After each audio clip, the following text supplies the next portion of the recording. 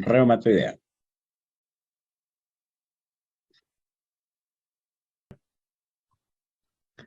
Bien, entonces, cuando hablemos ya específicamente de una enfermedad autoinmune y hablemos de la artritis reumatoidea, estamos hablando de una enfermedad inflamatoria sistémica de las articulaciones que se caracteriza por una sinovitis poliarticular simétrica crónica erosiva.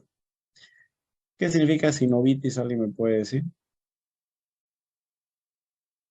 Inflamación del líquido sinovial que se produce en las articulaciones. Y cuando esa inflamación de todo el líquido, de todo el espacio articular se inflama, pues va a comenzar a lesionar y a destruir toda esa articulación. ¿Ya? Entonces, poliarticular, simétrica, crónica, erosiva, ¿ya? Con curso progresivo con destrucción del cartílago y hueso con deformación y reducción de la capacidad funcional. ¿Ya? Entonces, esta es la definición más completa de lo que es artritis reumatoidea. Vuelvo a mencionar, enfermedad inflamatoria sistémica que se caracteriza por sinovitis poliarticular simétrica crónica erosiva con curso progresivo con destrucción del cartílago y hueso con deformación y reducción de la capacidad funcional. Lo que significa que si yo escucho por ahí, oye, mira, tiene solamente un problema en el codo derecho y le han dicho que tiene una artritis reumatoidea. ¿Falso o positivo? ¿Falso o positivo? Falso, ¿Falso o doctor. positivo? Hablen pues. Falso. Estamos hablando acá de que es simétrica, que es poliarticular.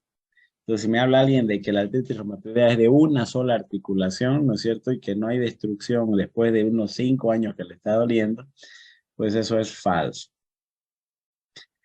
Se presenta en 1% de la población. La relación es de 3 mujeres por cada hombre entre los 35 y 40 años. Es el pico habitualmente de presentación de la enfermedad. 50% lleva invalidez en los primeros 10 años. Acorta la expectativa de 3 a 18 años. El lupus disminuye la expectativa de vida de 10 a 20 años. ¿Qué significa que corta la expectativa de vida de 3 a 18 años? Que si tenía que vivir hasta los 60, ahora va a vivir hasta los 45 o 50. ¿Ya? Entonces, es por eso de que hay que hacer un diagnóstico oportuno y un tratamiento temprano e intensivo para evitar de forma temprana las manifestaciones sistémicas y el curso crónico degenerativo erosivo de las articulaciones. Porque eso al final lo que lo lleva a la invalidez, a la postración y a la discapacidad y dependencia de las personas, el daño articular múltiple. En la hepatogenia hay una predisposición individual en el 70% con presencia de los complejos de histocompatibilidad, el DR4. ¿En qué otra enfermedad, si se acuerdan, está presente el DR4? ¿No era la enfermedad de Hashimoto, doctor? ¿Cuál más? Que recién hemos visto.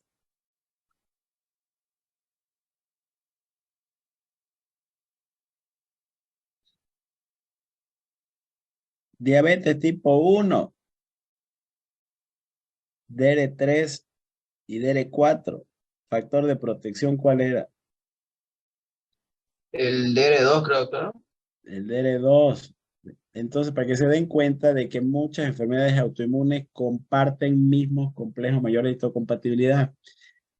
De ahí que siempre donde hay un fenómeno autoinmune, una enfermedad autoinmune, debo buscar otra enfermedad autoinmune, ¿ya?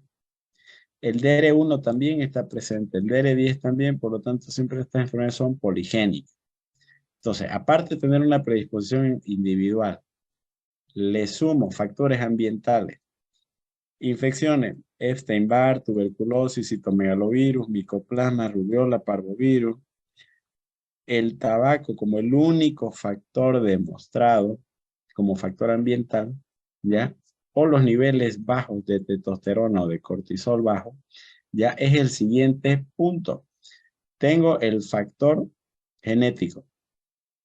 me uno a un factor ambiental u hormonal. Y la unión de esto va a hacer que hayan consecuencias o activación inmunológica. Y es ahí donde se desencadena la enfermedad. Es por eso que dentro de la etiopatogenia de la enfermedad, esta es habitualmente la cronología que ocurre.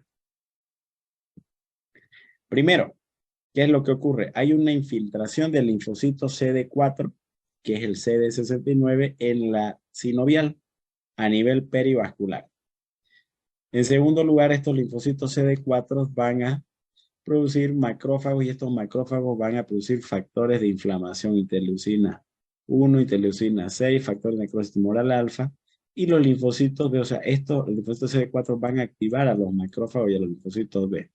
Los linfocitos B son los que van a producir autoanticuerpos contra el factor reumatoideo y contra la citrulina, ¿ya? Luego, cuando se activa todo este proceso inflamatorio, ¿ya? Todas estas citoquinas en la articulación lo que van a producir es un pagnus. Este pagnus ya está compuesto de fibroblasto, mastocito, osteoclasto, proteasa, ya que finalmente todos estos de acá son los que van a dañar la articulación. ¿Listo? Entonces, como se pueden dar cuenta, yo puedo tener acá un primer paso, un segundo paso y un tercer paso. Primero se infiltran con linfocitos CD4 en la sinovial. Luego se activan a través de estos linfocitos CD4 los macrófagos y los linfocitos B. ¿Ya? Entonces forman autoanticuerpos y comienzan a liberarse factores de inflamación. Y por último se produce el daño en la articulación, ¿cierto? A raíz de conocimiento de esta etiopatogenia es de que se han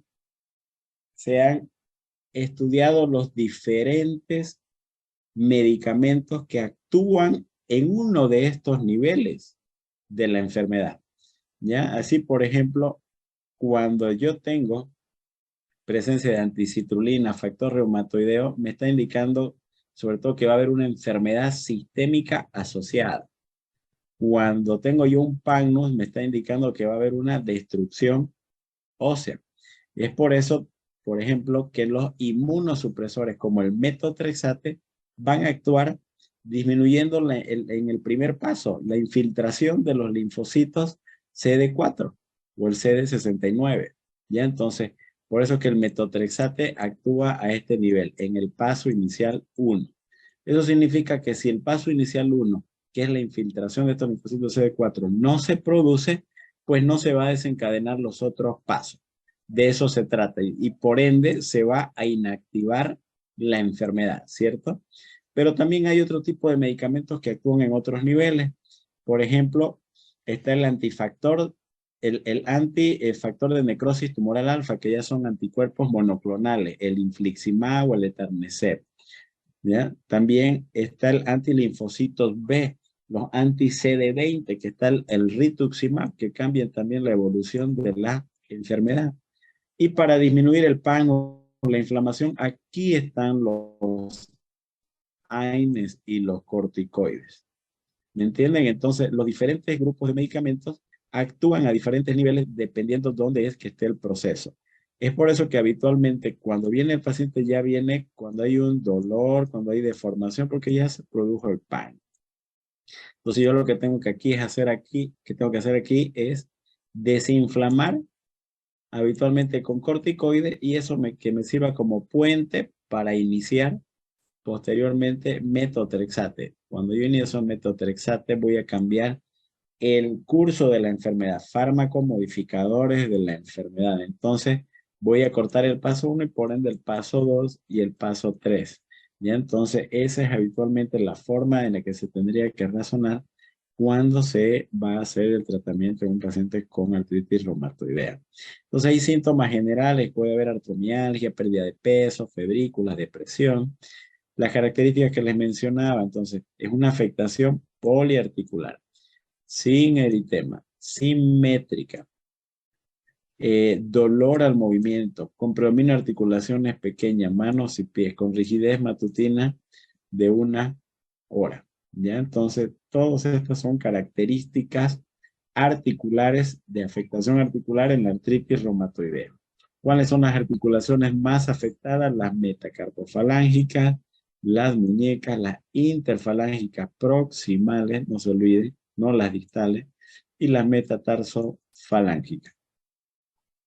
En las fases avanzadas de la enfermedad, entonces aquí ya comienzan a ver las destrucciones óseas, ¿no es cierto? Y alteración con pérdida de los lineamientos articulares y aparecen alteraciones características como el carpo en tenedor, pulgar en Z, ¿ya? Desviación cubital de los dedos, la hiperextensión de las interfalángicas proximales me va a producir la desviación de los dedos en cuello de cisne, etcétera.